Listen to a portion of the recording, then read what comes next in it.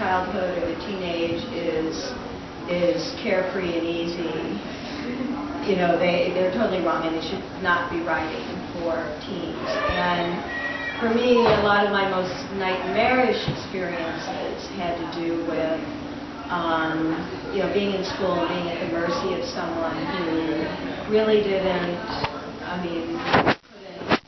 I couldn't please, you know, for whatever reason, you know, and those are really powerful people in a child or a teenager's life. So you start with that, and I think what we all do as authors is we think, okay, we'll start with that. Now how can we make it even worse? Well, he could be a wizard, and he could be, you know, taking over people's minds, and he could, you know, so you take a bad situation and you make it worse. So, and I think it's also the kind of problem that a lot of kids can relate to, and, you know, and adults, you know, being in a position where your word means nothing. You're vulnerable.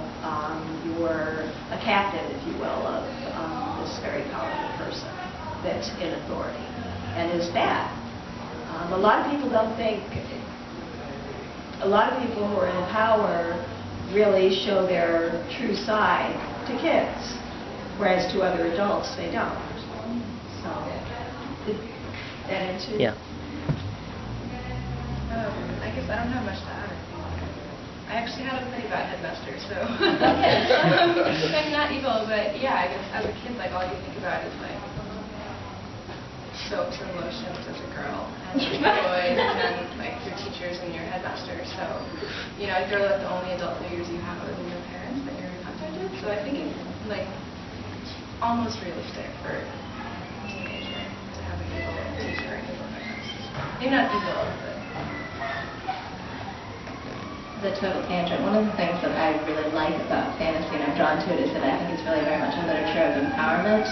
Now, a lot of fantasy stories are about somebody that is powerless who learns to use their own power. And sometimes it's in a very literal way, as they can ride dragons or whatever. But I think it you know, coming at it as a reader, I find it's very empowering. Your comment about kids in high school reminded me of a couple of years ago. I was very lucky to be invited to sell books at a luncheon where Frank McCourt spoke. Oh. And he talked about teaching at Stuyvesant High School, which is where my late partner went, and he actually was a student when Frank was there. And unfortunately, Frank did not publish Angela's Ashes till a couple years after James had passed away, so I will never know if James actually knew him or not. All he could talk about was that all high school students, particularly the boys, think about is sex. He says that's all they have on their mind. So that's from someone who taught for 30 years. So just interesting perspective. Also, the interesting thing, I was listening to what you were saying, and you always remind out, you know, the one question I get asked a lot, because Books with Wonder has always had a preponderance of fantasy, even prior to the current popularity of fantasy. I've always loved fantasy literature. Is, you know, I get occasionally asked, is this good for kids? Or, you know, I remember, in fact, I was on a TV show talking about Harry Potter when the fourth book came out, when J.K. Rowling did not come to America, so they couldn't interview her, so they would grab anyone, even me, to talk to.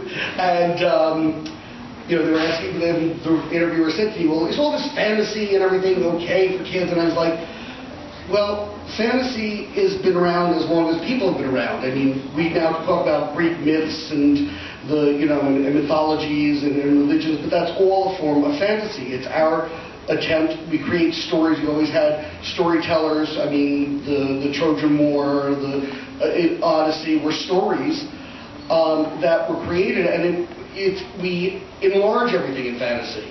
You don't just get into a fight. You get into a battle.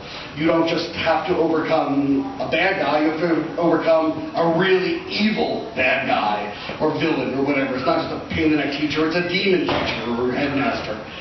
But the reason we magnify things, be it in science or in literature, is to get a better look at it. And by doing this, we get to examine the human condition more clearly. And when you're talking about empowerment, is also about the fact, I think, that we get to see how people feel and think, and but we just make it more dramatic, more exciting. I think that's a big part of why fantasy appeals to so many, particularly young people, because they're busy dealing with all these things and getting in touch with their emotions. Anyway, enough of me. Anyone have any more questions?